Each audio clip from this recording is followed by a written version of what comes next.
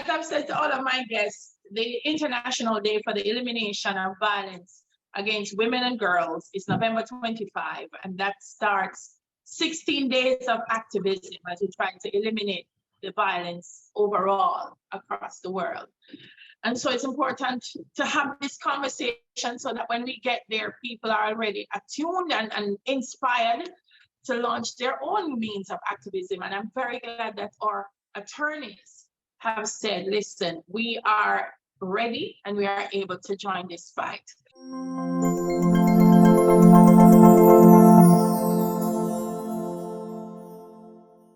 So one of the things that intrigued me is that the attorneys in Jamaica have said, listen, we want to offer our services to victims of domestic violence. What motivated that?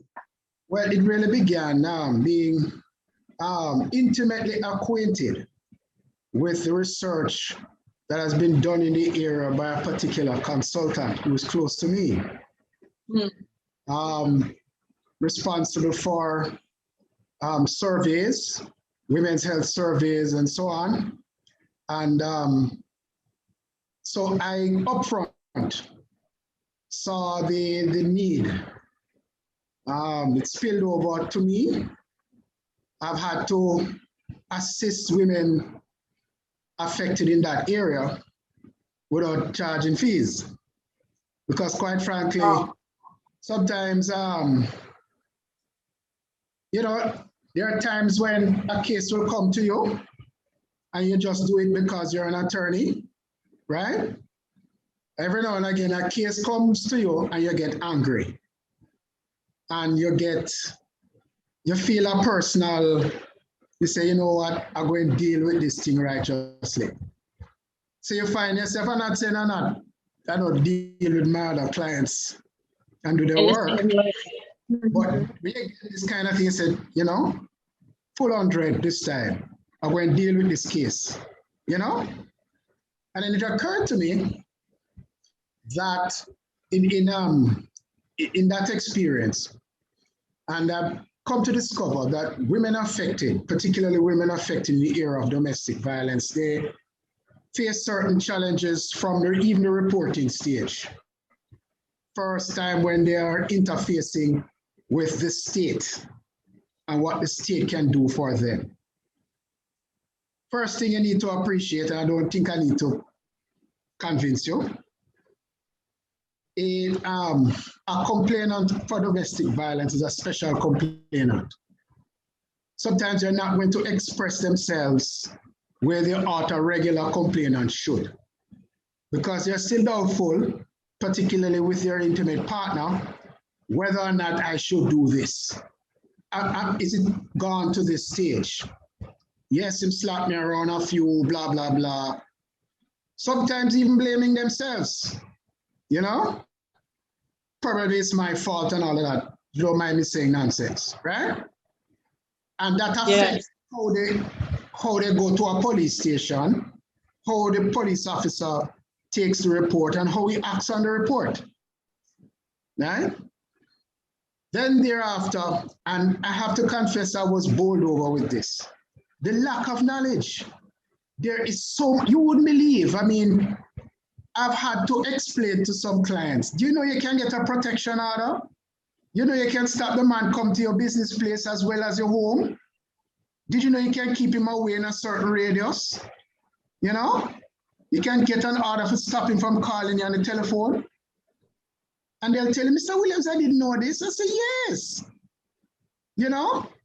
There is a routine now at the family courts as to how you go about getting protection orders and restraining orders, exclusion orders, and what have you. Even when the offender has his name on the title, you can still go to court and get an order to exclude him from the family home. So there's so much lack of knowledge there.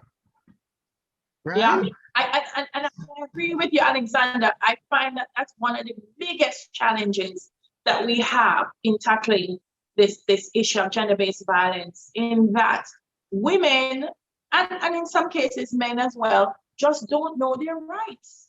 Yeah. They don't know their rights. Yeah. So they don't know how to file a complaint. They don't know how to pursue the complaint. And so I'm glad that you have said we will assist.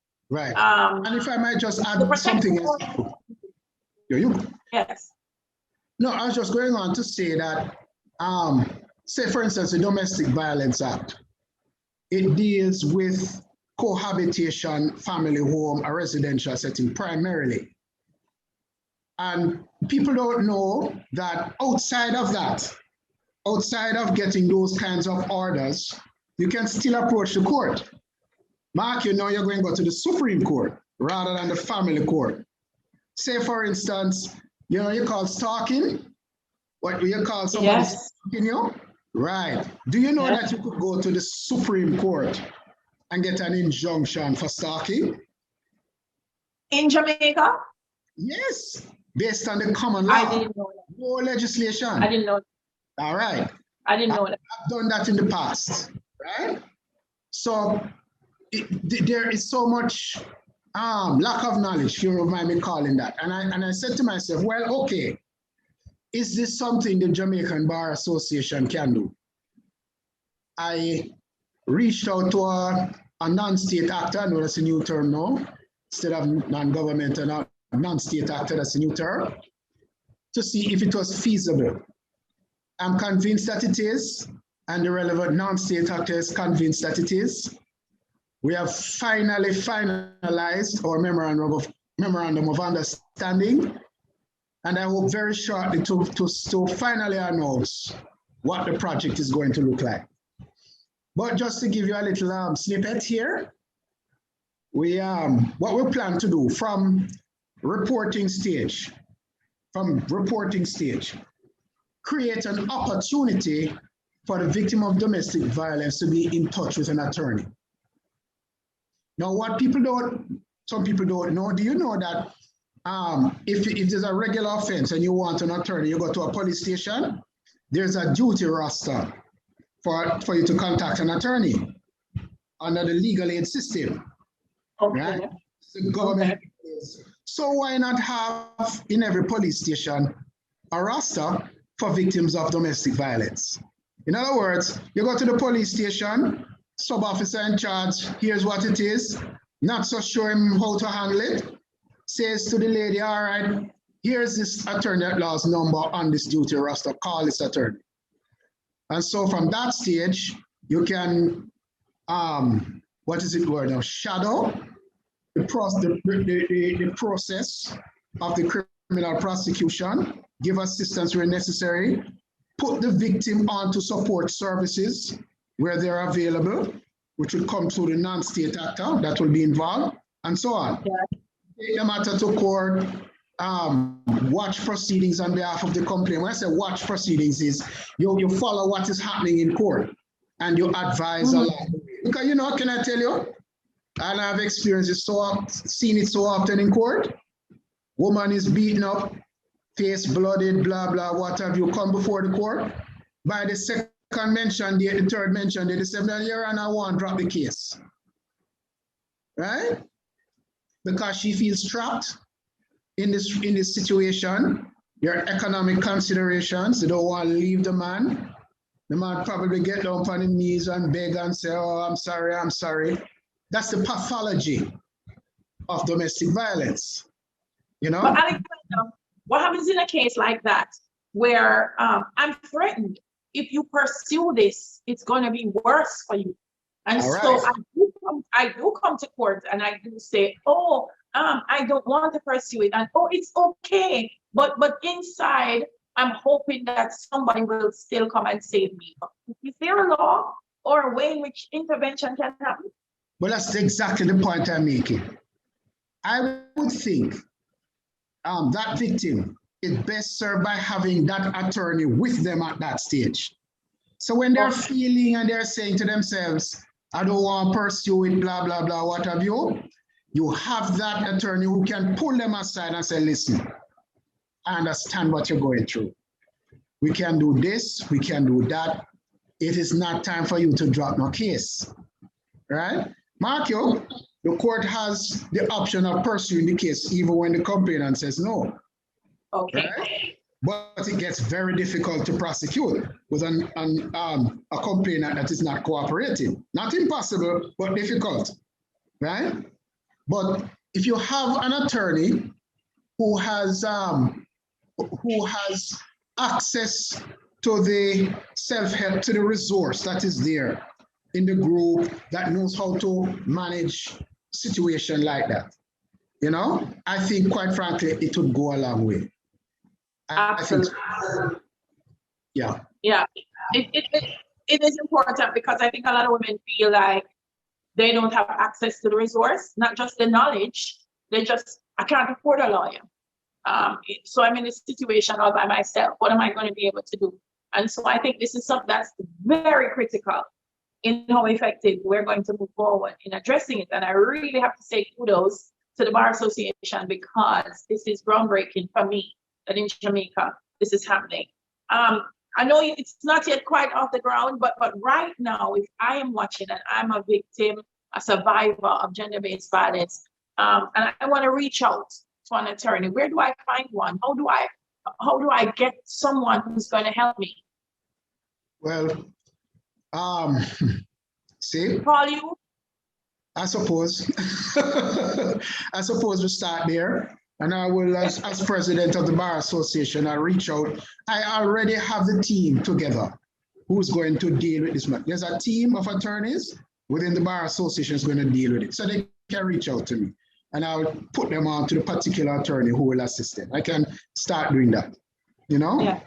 And the only other thing I can say is, yes, you are entitled to your attorney of your choice. If there's an attorney out there you know and trust, start there. And if that attorney doesn't feel comfortable dealing with this kind of law, I'm sure that attorney can reach out to other attorneys. So that's another way of doing it. I should tell you, we are the General Legal Council. How do I put this now? It's putting together the criteria to designate attorneys as experts in a particular area. All right, so attorneys in short order, hopefully in short order, will be able to say, I'm an expert in this area, expert in that area. It's not finalized yet, but hopefully when that time comes, then an attorney who does family law, domestic violence, etc., can say properly and advertise that I'm an attorney in this area. But that we're not there yet, but I'm hoping that we will get there soon enough. Yeah. But what I'm hearing from you, Alexander, and I'm very heartened by this, because it's a myth, is that there are no laws that are enough to protect victims of gender-based violence. I'm hearing from you there are protection orders if you're being stalked, and I hear a lot of women say they're being stalked, but they just, I'm being stalked and nothing happens. But what I'm hearing from you is that there are laws to protect us. We have to get knowledgeable. But without the knowledge, we can still reach out to attorneys, the Jamaican Bar Association, and we're here to help. And if I might add, I'm comforted by the fact that the Joint Select Committee of Parliament has finalized their report, seeking to amend the number of legislation, Sexual Offences Act, Offences Against the Persons Act, the Domestic Violence Act, and so on. All right, the Child Divergence Act, and so on. So, you know how it is with the Parliamentary Council and their own resources and so on. Hopefully we'll see the amended bits of legislation coming on pretty soon. And if I might just segue to sexual harassment, you know, of course, that the houses have, I think they have completed their debate on the sexual harassment bill, and that deals with workplace matters and so on, all right? So I'm a little comforted, maybe a little bit more than a little comforted, that the proper legislative amendments where necessary are taking place. All right, Alexander, thank you so much for spending some time with us today and speaking with us about something that's so critical. I'm very heartened by it. I will admit that I was a little ignorant too of some of the laws that are in place to protect us. And we just need to get more knowledgeable about what they are and to reach out to an attorney, as you said. Thank you so much. Thank you very much. Thank you very much.